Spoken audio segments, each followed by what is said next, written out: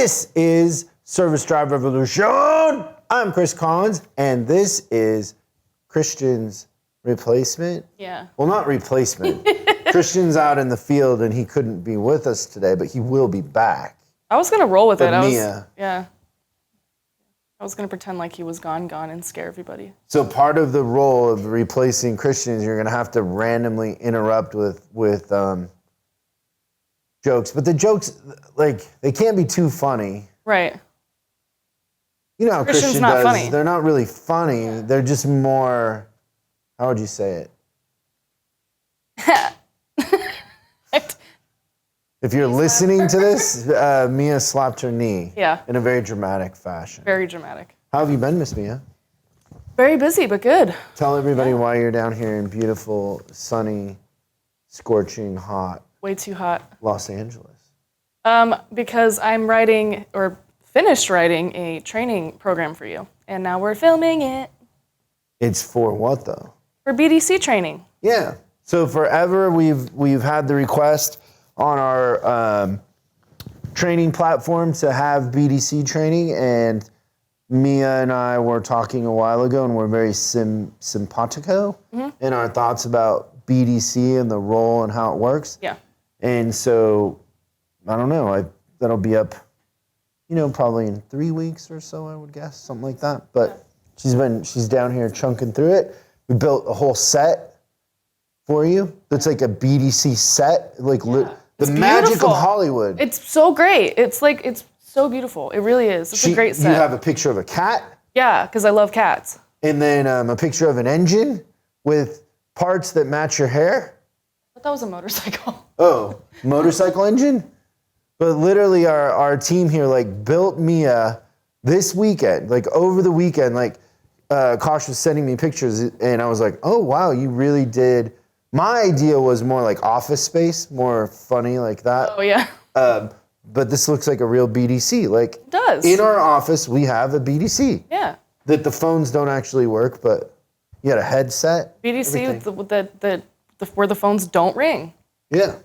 And so, how many videos is just the course for the BDC rep is 42 videos? I want to say 45 videos total. 45 videos. Yeah. Some, shorter, longer. Yeah. And then we're going to, as a part 2, we're going to record BDC Manager, how to do the pay plans, how to set it up, all that. That'll be stage 2? Yeah. What do we call it? Yeah. It's going to be great. I'm excited. Yeah, it's really fun. It's really fun to see you recording it and making good content. I'm excited for the blooper reel, too. Nobody else is excited about that. So if Christian was here by now, he would have told a joke. Yeah. Let me think of one. Hold on. I want us to do a knock-knock joke, but I want you to start it off. Okay. So I do. It's reverse. Yeah. Okay. Knock, knock. Who's there? Get it? Got it. Because it's not funny, like Christian? That's pretty close to what Christian would do. Yeah. Makes perfect sense. Yeah. Thank you for that. I had to channel my inner Christian since he's not here. Christian's here in spirit. I know, me too. We saw somebody post a really funny letter on LinkedIn that was funny but poignant, I guess. Yeah. And so today, Mia and I are going to talk to him and interview him. Aaron Bratcher is a service manager at Chevrolet of Columbus. Now, you would think Columbus, Ohio? Right. Indiana. Really? You would have been wrong. I would have guessed Ohio. Just like I was wrong. I didn't even know there was a Columbus, Indiana. Did you know there's a Denver in Texas? No. There is. There's 7 Denvers. Do you know in there's this a country. Hollywood in Oregon? Really? Yeah. People who name these cities need to get more creative. Yeah, it's too much. But fascinating. We're going to talk to Aaron. So let's go do that right now. Awesome.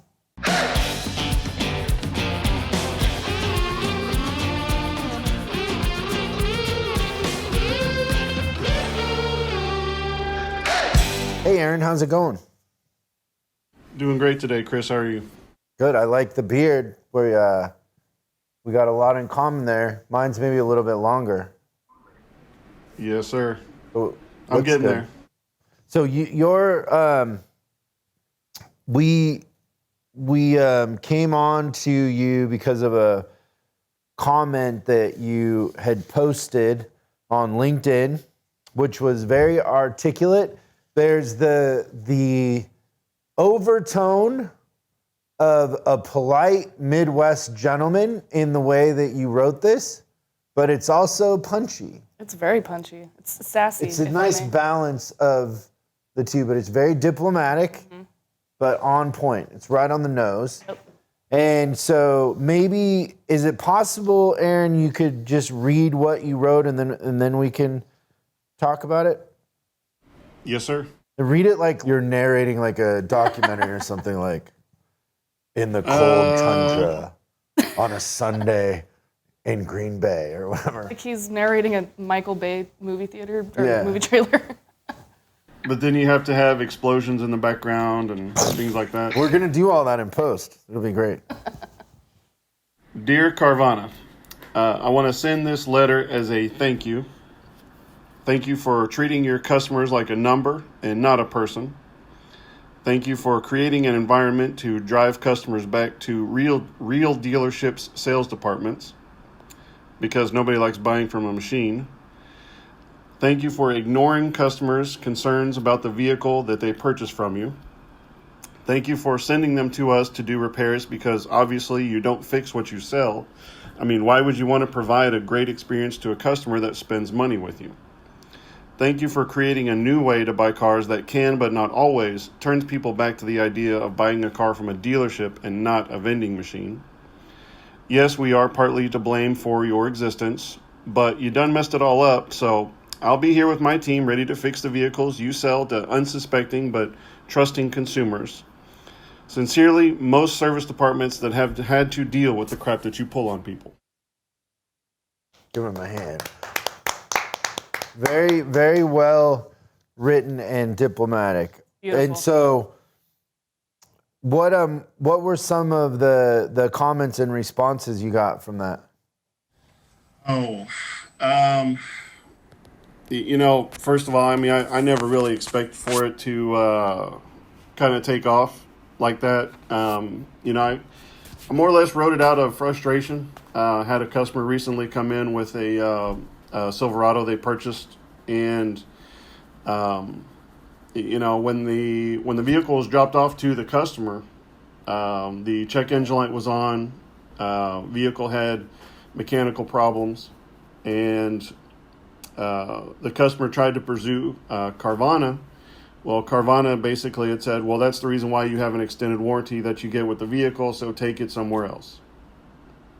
Wow. So, it's a Silver Rock extended warranty, which is hit or miss, but, they did end up paying for the repairs, which is, okay, that's great. But you still bought a vehicle that you had to automatically almost turn around and take it to get repaired. Yeah, Mia has described the Carvana extended warranty as a $3,500 paperweight. Yeah, pretty much. At least from my experience. She said that not much is covered. No, that's not. They, there was, like some of the extended warranties will cover, some of the parts, labor, stuff like that, but then they'll start cutting out, they could cut out tax, they could cut out shop supplies, they could cut out, some of them will even have literature saying that we don't cover seals and gaskets. Well, if you have a powertrain extended warranty and you don't cover seals and gaskets, then what do you cover? Literally what I said. That was exactly Mia's point earlier. Is she said that it's a powertrain warranty, but it really does nothing. Yeah, because they say it's a powertrain extended warranty, but then it's like, but this doesn't cover oil Anything leaks with the powertrain. or seals or gas. I'm like, then what does it cover? Because it's like the number one, problem of a failed powertrain is that. So don't you think, Aaron, that this brings up a bigger conversation? Because I like how you say in there that we partially created Carvana, right? Yes, absolutely. So as an industry, we're not we're not blame free on this. Our hands are dirty too, and we've had our failures, but I think for the most part, it does show that I think our intentions were better, right, in the beginning. Oh, definitely. I think that we, as the industry, definitely we definitely did create Carvana because, it's kind of like Amazon. They saw a need, and they filled it. Yeah. And look at what they've done. So with the auto industry, if Carvana is filling that need, then what is it that, we are doing to try to be able to kind of cut Carvana out of it? But they're still feeling that need, and that's something that the auto industry is lacking at. They're just not filling that specific need that every consumer out there is looking to do. And the dealers that are actually filling that void, as far as the just buying online, stuff like that, that's where we really need to start changing the way that we're doing our business, because the Carvana saw that need, and that's the reason why they filled it, because we let them. Yeah, it is an interesting model too, because what's the other big used car thing? CarMax? Or what is it? CarMax. Mm-hmm. They had a different approach. So they had recon, and they spent a lot of effort on the idea that, they didn't want the thing coming back in the first 90 days. And so that was built into their model, where Carvana is more of a horse trader, I think, in their system, and the recon is a very small part of their business model. Well, I mean, CarMax, they kind of operate like a fixed ops dealership. Yeah. They kind of like based the way they run their business off of a deal. Like, it feels like a dealership when you go in there. Also, their extended warranties are awesome. Yeah, no, it's more of a, well, I think CarMax's leverage in the marketplace is their software, and the way that they know that if they take in an F-150 pickup in LA, that thing's worth $2,000 more in Colorado. Right. And so they will move them around, and that's how they're picking up their gross in a lot of ways. Yeah. Understanding the markets, and then having AI that tells them where their best leverage is. And so they're not, the vending machine thing is cute, but it's only cute as long as people aren't, getting stuck after the fact. Yeah. Like, you can't just stop the experience after the sale. Like, that's not how that works. Yeah. So what do you think, Aaron? Like, what do you think is gonna happen, or how is this in the next 5 years going to affect us?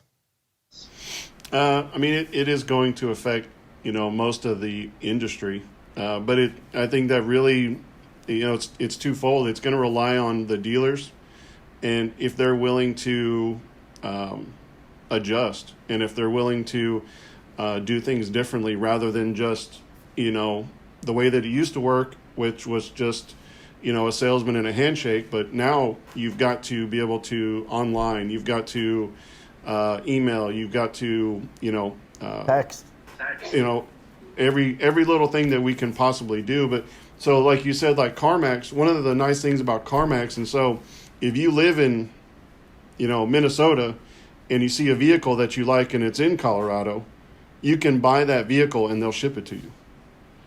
And so if and I saw I think it was on Indeed, that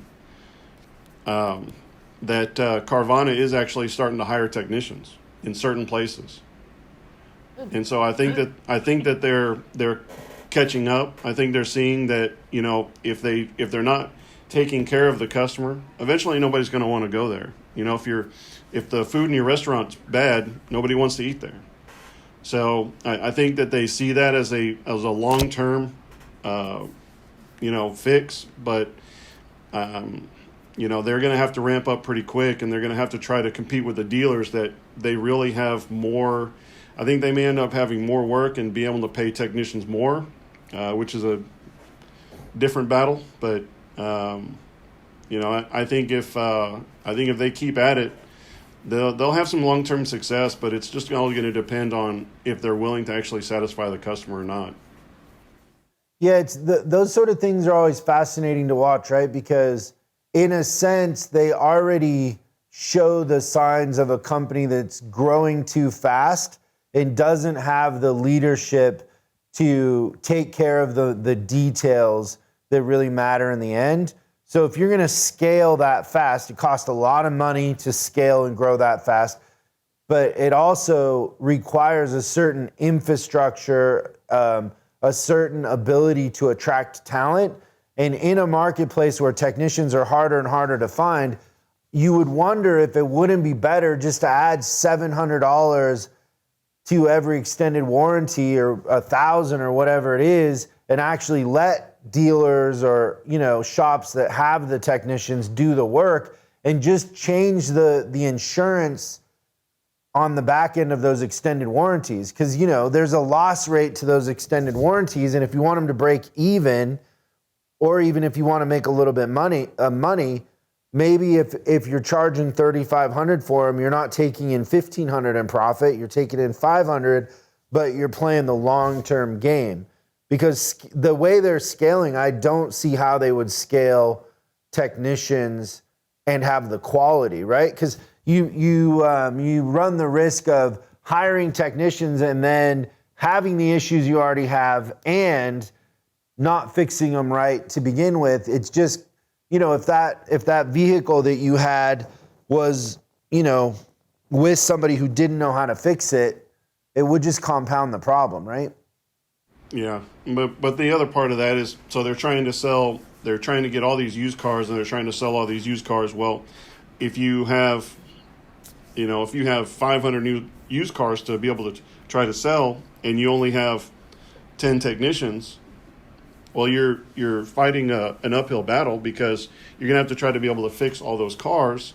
Or, some of them are probably okay. You can get away with a, simple multi-point and just pass it through. But ones that need actual repairs, if they're trying to sell the car, somebody wants to buy it, they're kind of working backwards a little bit. So it's going to be a major uphill battle for them if they're actually going to start doing more of a repair center and sales. Then they're going to start actually getting into the real world of selling cars. And I think it's going to be an awakening for them. I don't think they're going to be able to, make a huge amount of money. Yeah, I don't perceive, and I could be wrong, but I don't perceive that they're very disciplined in the buying. So it feels like they're buying edgy used cars as much as getting lucky on ones that aren't edgy. But there isn't a real clear discipline there. And with a used car manager, a lot of times the discipline is what prevents all this, right? Like you're not going to buy something with the frame or flood damage or whatever it is. There's a discipline there where you'll actually go do a trade walk and look before you take it in. And you can see like, hey, it needs $1,500 in tires, it's leaking oil, and you can kind of like in your mind go, okay, this is going to be $3,500. And instead of just buying at the auctions, like I think their business model is, and they're not as disciplined in the buy, so then it creates the issues on the back end. Yeah, our inventory manager was purchasing some vehicles at auction, and sure enough, he got outbid by Carvana. If it's rolling downhill, they're spending so much to be able to purchase these vehicles. Well, then they have to spend more money to recon the vehicles if they do. Then they have to spend more money. It's going to pile on to where they're going to have to make a profit. They're going to have to sell the used cars that they have for more than what you could buy it at another dealer for. People are going to start seeing that, because people are not just looking at one specific place to buy cars now, because if you go online, you can see thousands of different vehicles right there. And so if they see the same type of vehicle that they can see at Carvana and they see it somewhere else $1,500 cheaper, I mean, what's the point? You know, everybody's going to go for the price anyways. Yeah, I wonder if they're going to avoid states. So far, they've avoided California, but I wonder if they will avoid states that have more consumer-friendly laws, you know, that you have to recon to a certain degree and take it back in a certain amount of time, because those laws are, you know, widely different by state. In some states, you don't even really have to recon. It can be as is. Yeah. In other states, you can't even turn a car over if you don't, you know, if it doesn't have tires and brakes and. Colorado's like that. Yeah, so they might avoid those states too. I'm curious to see what their plan is. I know some of the used car franchises avoid the states that have the more consumer-friendly laws.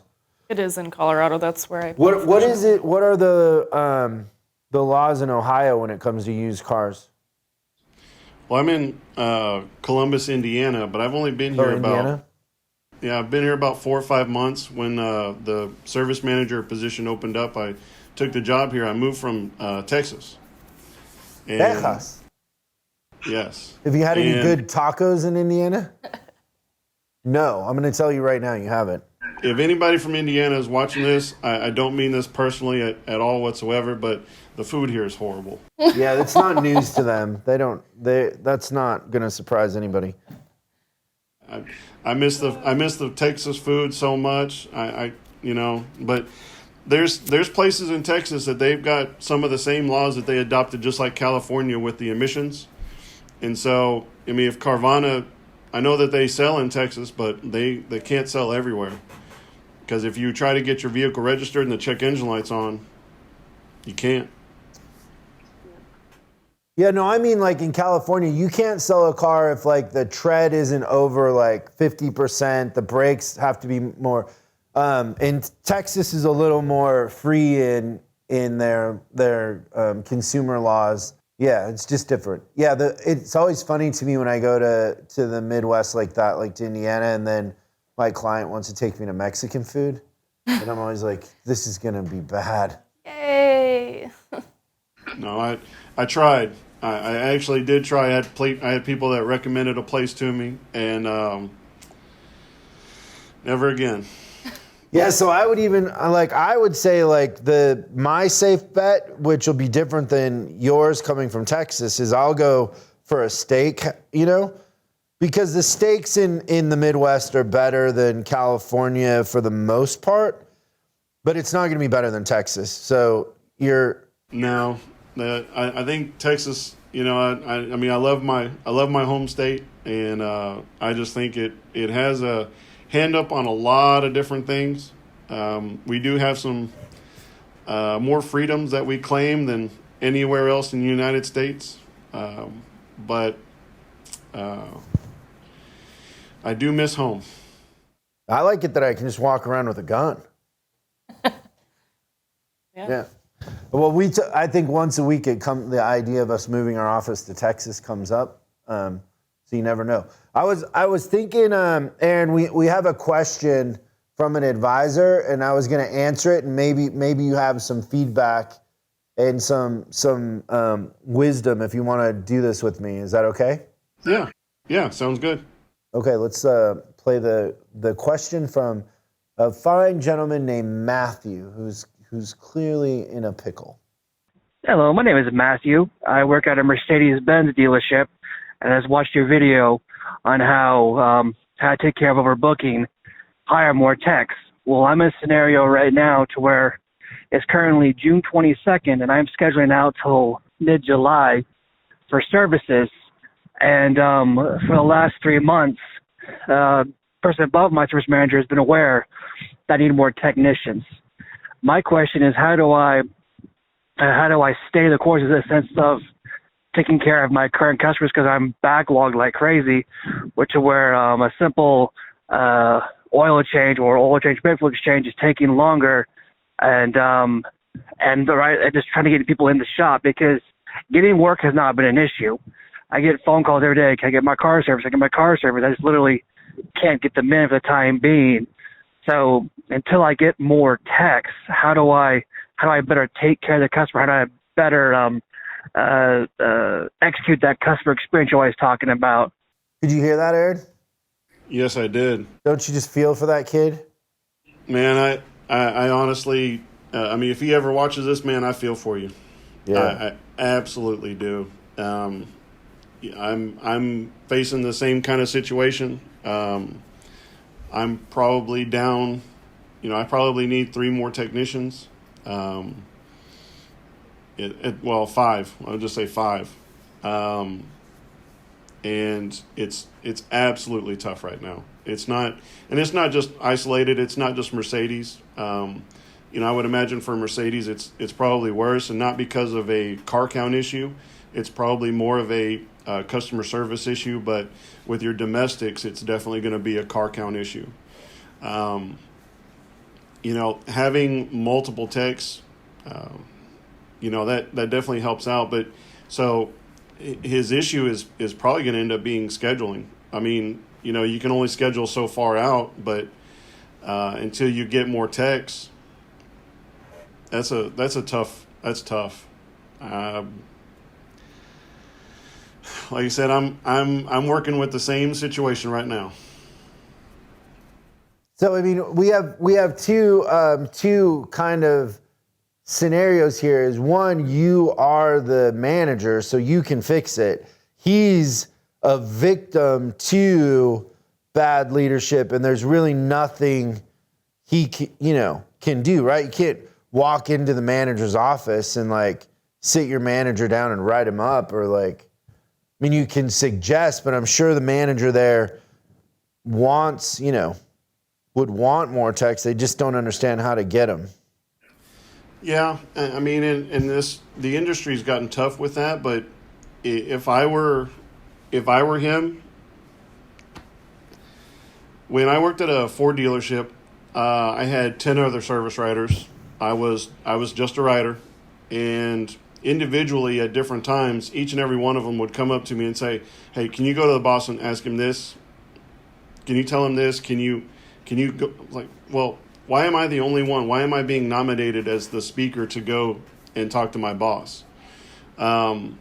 Mainly because all of the other service writers were just too scared to walk into the office. That's not it, Aaron. People perceive people with a beard as being the natural leader.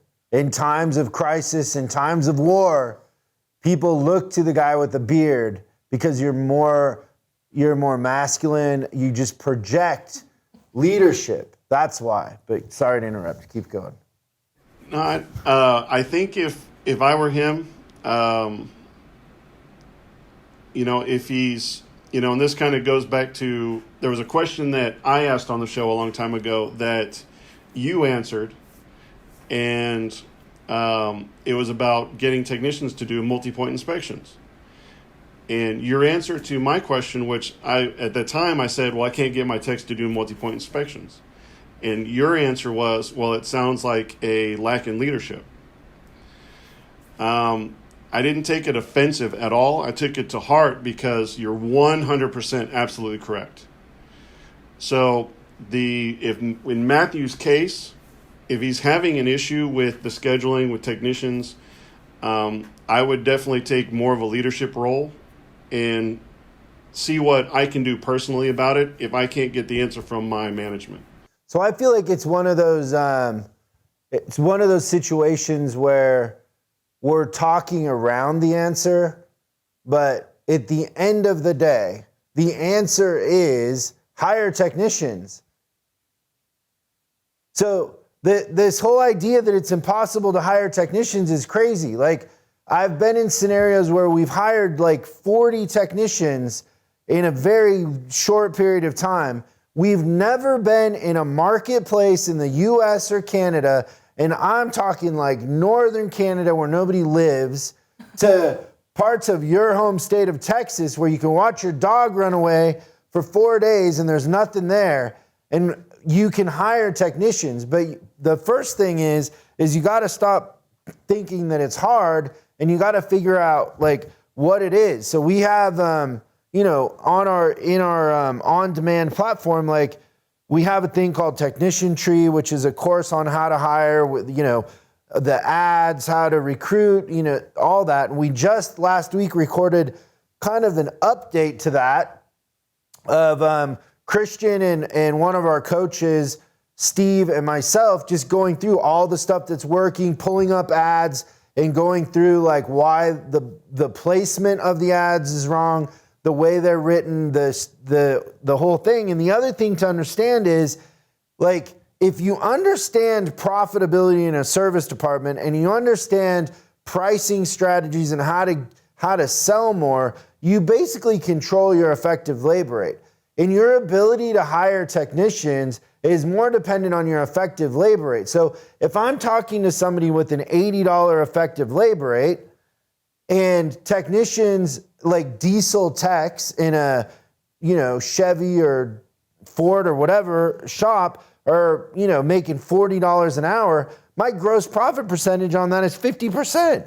It doesn't even make sense. Yeah. So you got to be able to have an effective labor rate that doesn't drive customers away, but also you retain enough money to hire the best technicians in the marketplace. But there's a certain point there where nobody can compete with our clients because we can get the effective labor rate and we're selling the work that makes the techs more efficient because we're selling more customer pay work, where in most shops they don't have enough techs. So what happens, Aaron, over time, if you don't have enough techs as a dealership, not an independent shop, is you start doing more and more warranty work because you don't have the ability to sell customer pay work because your shop, you're full of just warranty work. The advisors are scared to sell more work because they can't get done. Like this poor Matthew kid can't get done the work that came in 3 days ago. He's not going to tell somebody they need a 7-hour job,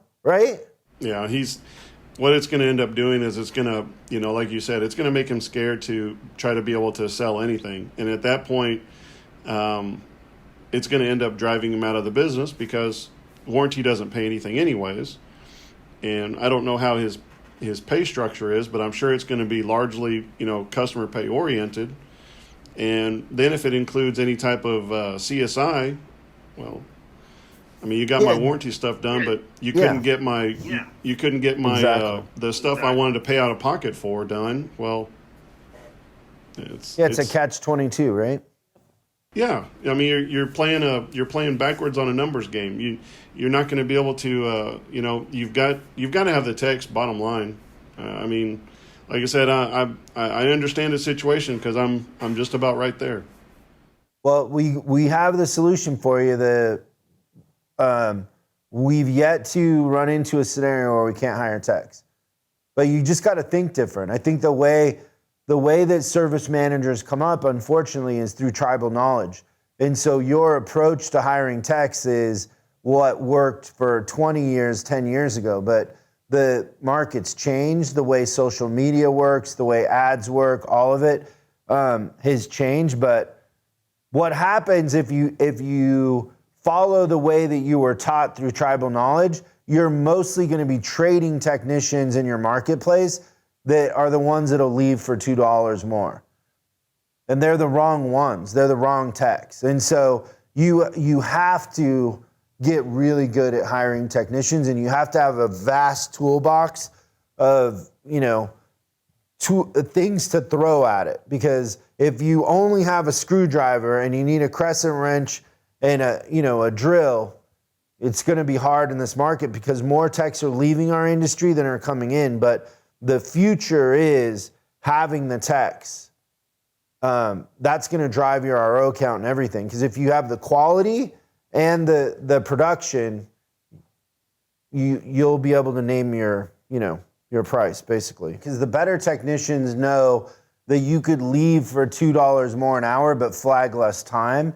And so the better techs also want to know how much work you have. They want to know about the parts department. They're asking a different type of question. So how you recruit them is going to be completely different than the normal way of recruiting. But if you want help with that, it's on you. It's on our on-demand, and you would learn some stuff pretty quick. To Matthew, I would say, I feel for you, bro. I'm really sorry. Probably the best thing in that situation is to make sure you tell customers the truth up front. So tell them we're overbooked. Tell them we're shorthanded on technicians. and plan. Just tell them. Like, I've been in that situation as an advisor where we were calling all our customers at 2:00 to tell them that it wasn't even going to make it in the shop. And the best thing is to tell them it right up. Yep.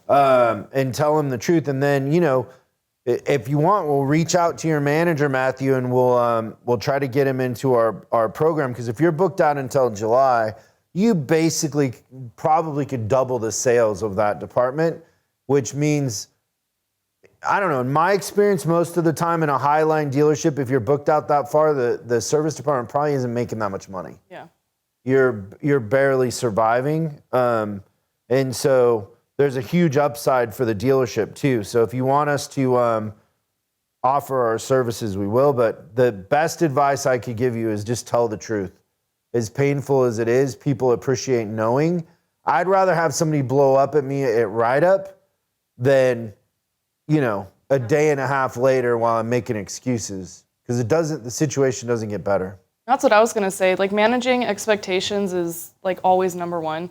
Like, it may feel like it's scary to tell a customer hard from the very beginning, like, hey, just so you know, we're pretty booked out. It might, we might take longer than normal. Like, it might be scary to say it up front, but from my experience, 9 times out of 10, they're actually really grateful for that, because then they can prepare ahead of time in their personal life. Be like, okay, so if this is going to take longer, then maybe I'll get somebody else to take Joey to soccer. Or, instead of them calling it 2, like, hey, I got to take my kid to soccer. And, we're like, oh, sorry, we haven't even pulled your car in yet.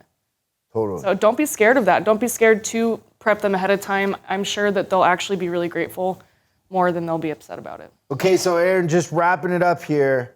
Are you a Cowboys fan or a Texan? I always get made fun of this, but neither. If I had to say, I'd probably say Texans. But Barry Sanders was always one of my favorite football players, and so I like the Detroit Lions. I know it's sad. Makes perfect sense, Aaron. Very sad. Makes perfect sense that you're in Texas. America's team is there. Because they call the Cowboys America's team. It's the greatest marketing propaganda ever. I don't watch sports. Okay. Well, then that took a weird turn. I did not expect you to say that you were a Detroit Lions fan. But hey, you got a new quarterback. Yes.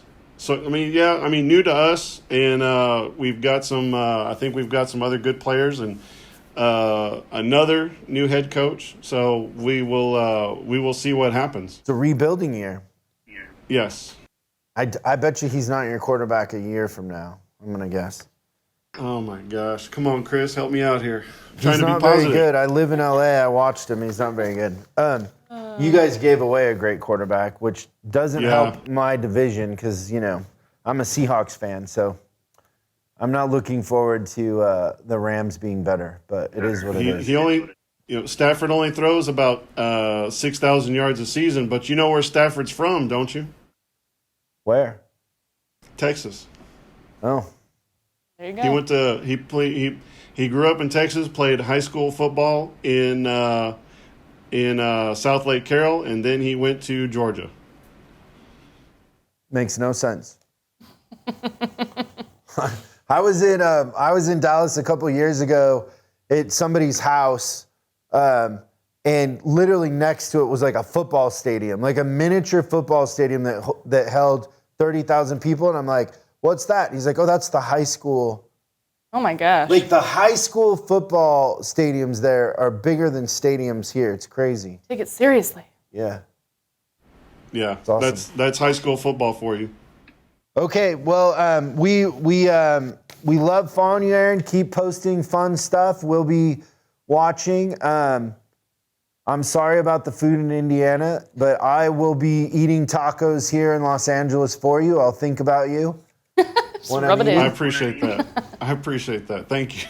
And best of luck. And if you need help with technicians, let us know, and I'll help you on that platform. But if you need 5 techs, we got to get to work.